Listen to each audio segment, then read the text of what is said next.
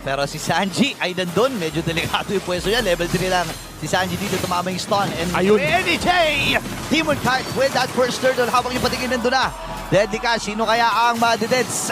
Wala iba kundi ang power spike kasi niyan Ay! ni NJ. Pero pure friend nagamit nga dito ni Sanji.